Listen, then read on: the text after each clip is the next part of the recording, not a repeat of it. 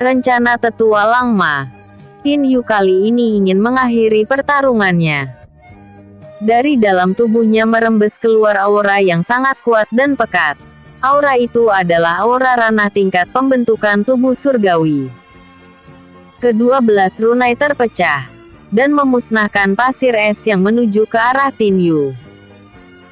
Tak sampai di situ, seekor naga hitam berputar-putar mengelilingi tubuh Tin Yu, sehingga kekuatan ranah tingkat surgawi tampak terlihat nyata. Tin Yu mengerahkan semua kekuatan ranah tingkat penempaan tubuh surgawi yang dimilikinya ke dalam tinju naga giok, yang membuat energi panas di sekitarnya begitu sangat pekat.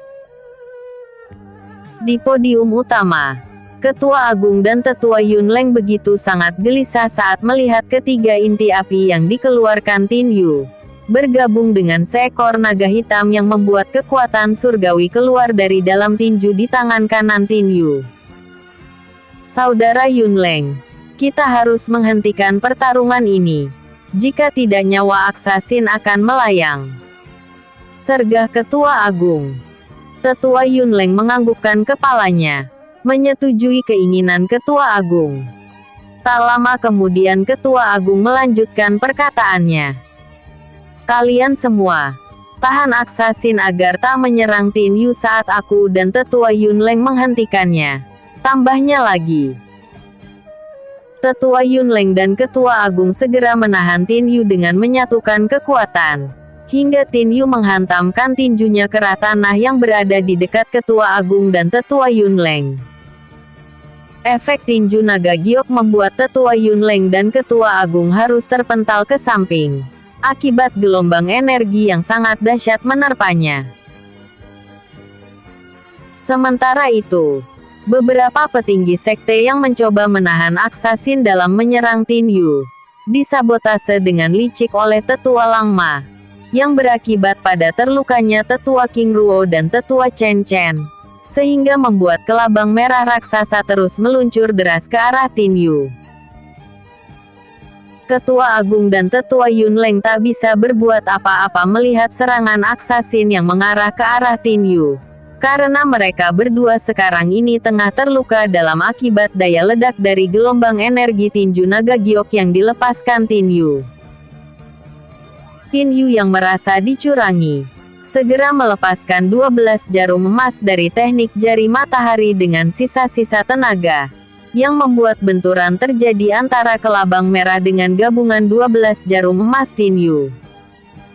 Kembali ledakan energi terjadi. Tubuh Tin Yu terhempas keras ke tanah, dan memuntahkan darah segar dari mulutnya. Dengan cepat Tin Yu menelan beberapa pil untuk mengurangi luka dalam parah yang dideritanya. Sementara itu Aksasin yang mendapatkan serangan dari Tin Yu, dapat ditolong oleh para petinggi sekte yang menjadi pengikut Tetua Langma, hingga dia tak terluka sama sekali. Beberapa tetua pengikut Tetua Langma langsung menuju ke arah Ketua Agung dan Tetua Yunleng. Mereka langsung membelenggu keduanya dengan formasi segel. Apa yang kau lakukan adik? Apakah kau ingin menghancurkan sekte dengan menangkap aku serta Tetua Yunleng? Tanya Ketua Agung. Ha. Ternyata kau cerdas dalam menyikapi ini semua kakak. Aku sudah muak dengan tingkahmu sebagai ketua sekte yang selalu di bawah ketiak Tetua Yunleng. Aku telah merencanakan ini semua, dengan mengajak seluruh petinggi sekte selain King Ruo dan Chen Chen untuk menggulingkanmu. Dan saat inilah kesempatannya. Tak kusangka anak muda yang aku remehkan dapat mengatasi kalian berdua dengan kekuatan dahsyat yang dimilikinya, hingga aku tak bersusah payah untuk meringkus kalian berdua. Aksasin, apakah kau juga ikut dalam rencana Tetua Langma? Tanya Tetua Yunleng tiba-tiba. Aku telah dijanjikan Tetua Langma untuk menjadi ketua sekte pasir es di masa depan. Jawab Aksasin terbata-bata. Kau! Teriak Tetua Yunleng sambil memegangi dadanya yang terasa sesak akibat luka dalam yang dideritanya. Tak lama kemudian Tetua Langma berteriak lantang.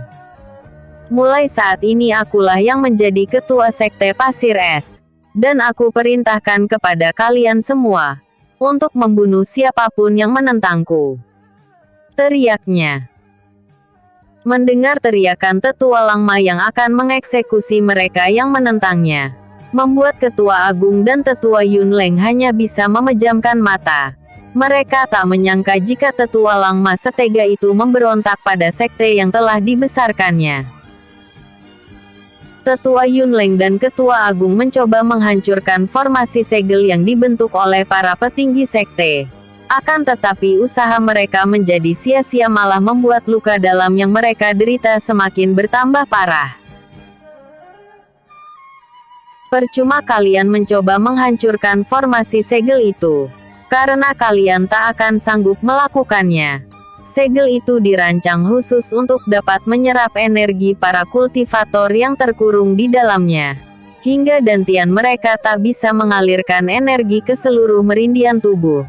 Ucap Tetua Langma sambil tersenyum penuh kemenangan. Di saat keterpurukan itu, Tin Yu mencoba berdiri dengan tubuh sempoyongan. Karena terluka dalam dan energi di tubuhnya yang telah habis terkuras. Ha.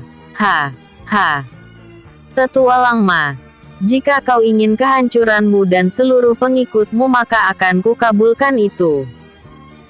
Kau akan menyesal karena telah melakukan kelicikan ini padaku. Ucap Tin Yu sambil tertawa lepas. Kau bisa apa anak muda? Berdiri tegak pun kau sudah tak mampu. Jawab Tetua Langma dengan tersenyum sinis. Aku akan buktikan perkataanku itu. Ucap Tin Yu dan dengan segera menapakkan tangannya ke tanah. Tak lama kemudian Yi dan ketujuh ketua menara yang berada di dalam alam cahaya rembulan tiba di hadapan Tin Yu. Begitupun Lu Ying dan seluruh ketua penghuni klan ular pun tiba di tempat itu. Mereka semua memberi hormat pada Tin Yu. Bersambung. Ketegangan. Pendekar Naga Giok. Keputusan. Ketegangan pun terjadi. Wajah Tetua Langma yang tadinya dapat tersenyum bahagia, kini wajah tuanya diliputi ketegangan. Dia tak menyangka jika anak muda yang sangat diremehkannya kembali memberikan kejutan yang tak diduga-duga. Lu Ying dan Yi begitu murka melihat Tin Yu yang terluka. Dengan komando dari Yi dan Lu Ying, mereka semua langsung menyerang para petinggi Sekte Pasir Es. Pertarungan sengit tak dapat terhindarkan lagi. Lu Ying langsung memilih Tetua Langma menjadi lawan tarungnya. Karena Lu Ying berpikir jika penyebab terlukanya Tin Yu berasal darinya. Dengan kekuatan ranah alam Emperor perubahan bentuk yang dimilikinya, Tetua Langma segera merubah tubuhnya menjadi serigala raksasa. Dan dengan seluruh kekuatannya yang ada padanya, Tetua Langma menyerang Lu Ying dengan cakar dan ekornya yang seperti cambuk. Lu Ying hanya tersenyum melihat tingkat kekuatan yang dimiliki lawan tarungnya. Dia tak menyangka jika tuan mudanya dapat kalah hanya dengan seorang kultivator di tingkat alam Emperor gelombang energi. Lu Ying menghilang. Dan tiba-tiba saja asap hitam pekat langsung menuju ke arah Tetua Langma, yang membuat sang tetua tak bisa menghindari pertarungan yang terjadi. Berkali-kali Tetua Langma harus terluka oleh sabetan dan tusukan pedang Lu Ying. Karena Tetua Langma tak bisa mengatasi kecepatan serangnya. Hingga Tetua Langma harus berakhir dengan kematian yang sangat tragis. Di tubuhnya terdapat luka menganga di beberapa tempat. Dan juga banyaknya luka tusukan pedang Lu Ying yang mengakibatkan pendarahan hebat sehingga membuatnya harus berakhir dengan kematian. Di sisi lain para petinggi Sekte Pasir Es yang berkhianat tak mampu membendung kekuatan para pengikut Tin Yu. Mereka menjadi bulan-bulanan dan pada akhirnya mereka semua menemui kematian. Tetua Agung menarik napas dalam-dalam melihat semua kematian petinggi sekte yang berada di depan matanya. Andai saja waktu dapat diputar kembali, Ketua Agung pasti akan memberikan jabatan sebagai Ketua Sekte Pasir Es kepada Langma adiknya, agar dia tak membuat pemberontakan yang mengakibatkan separuh kekuatan sekte musnah. Semoga para dewa dapat menerima rohmu di nirwana, batin Ketua Agung sambil memejamkan matanya. Anggota sekte yang ada, tak ada satupun yang berani untuk ikut campur urusan para petinggi sekte. Mereka memilih diam karena sebelumnya Ketua Agung mengisyaratkan jika mereka semua jangan melakukan perlawanan. Lebih baik menghindar dan menjauhi area pertempuran. Setelah seluruh bawahan Tin Yu dapat menguasai keadaan, mereka semua bekerja sama menyatukan kekuatan untuk memberikan energi murninya kepada Tin Yu, yang membuat keadaan Tin Yu dapat membaik dalam waktu singkat. Dengan perintah Tin Yu kepada seluruh pengikutnya, Ketua Yunleng dan Ketua Agung pun dapat dipulihkan dengan cepat. Begitupun halnya Tetua King Ruo dan Tetua Chen Chen yang terluka dalam. Tetua Agung dan Tetua Yunleng saat ini begitu sangat hormat pada Tin Yu. Mereka sama sekali tak ingin menyinggung anak muda yang mempunyai kultivator kuat di belakangnya. Sementara itu Aksasin datang bersujud di kaki Ketua Agung dan Tetua Yunleng. Dia sangat menyesal karena mengikuti hasutan Tetua Langma. Guru. Tetua Yunleng, saya siap mendapatkan hukuman berat dengan semua yang telah saya lakukan hingga membuat Sekte Pasir Es dalam kemelut seperti ini, ucap Aksasin. Melihat muridnya itu mengakui kesalahannya, tiba-tiba saja dari telapak tangan kanan Ketua Agung keluar aura yang sangat mengerikan. Dia pun berkata, "Dengan semua perbuatanmu ini, maka aku akan melenyapkan semua kekuatan yang ada padamu. Karena itu merupakan hukuman yang pantas bagi pengkhianat kecil sepertimu," ucap Ketua Agung. Aksasin hanya dapat memejamkan matanya saat Ketua Agung mengangkat tangannya dan langsung diarahkan ke arah muridnya itu. Akan tetapi telapak tangan yang diarahkan ke arah Aksasin tak sempat sampai ke tujuan karena Tetua Yunleng telah mencegahnya. "Apa yang kau lakukan saudara Yunleng? Dia pantas menerima hukuman dariku," ucap Ketua Agung. "Kau sebagai ketua seket harusnya bisa memberikan ampunan selama seorang murid sekte telah mengakui kesalahannya. Dan aku yakin Aksasin akan merubah itu semua. Biarkan aku yang akan membimbingnya," jawab Tetua Yunleng. "Jika semua itu menurutmu baik maka aku akan menerimanya," ucap Ketua Agung dan membalikkan badan meninggalkan tempat itu. Setelah kepergian Ketua Agung, Aksasin segera memberi hormat kepada Tetua Yunleng sambil berkata, "Setelah pengampunan yang kau berikan padaku, maka kedepannya aku akan lebih baik lagi menata hidup dan sekte yang menjadi rumahku. Atas semua kebaikan Tetua, aku ucapkan terima kasih." "Bagus jika kau berpikiran seperti itu. Dan mulai hari ini, aku perintahkan kau untuk ikut serta dalam kompetisi dua benua. Dan aku ingin kau membantu Tin Yu saat berada di dalam kompetisi yang sebentar lagi akan terlaksana. Aku berjanji padamu Tetua, aku akan menjadi orang terdepan bagi Tin Yu saat berada di kompetisi itu." Beberapa waktu berlalu, di dalam aula Sekte Pasir Es, semua berkumpul. Baik petinggi sekte yang tersisa, murid dalam dan semua pengikut Tin Yu. "Ketua Agung, maafkan seluruh sahabatku karena telah membunuh para petinggi Sekte Pasir Es," ucap Tin Yu yang tetap merendah dengan memberi penghormatan terhadap Ketua Lang'an. "Tin Yu, dalam hal ini kau tak bersalah. Tak sepantasnya kau meminta maaf padaku. Walaupun Tetua Langma adalah adikku, dengan pemberontakan yang dia lakukan, bisa saja Sekte Pasir Es sisa tinggal nama di masa depan. Kau telah membantu sekte ini dengan melenyapkan semua pemberontak yang ada," jawab Ketua Agung. Tak lama kemudian perbincangan pun terjadi di dalam aula besar itu. Hingga pada akhirnya seluruh bawahan Tin Yu meminta maaf. Dan setelah itu mereka semua menghilang dari Sekte Pasir Es, menuju ke tempat mereka semua masing-masing. Apa rencana ketua setelah kejadian ini? Tanya Tin Yu.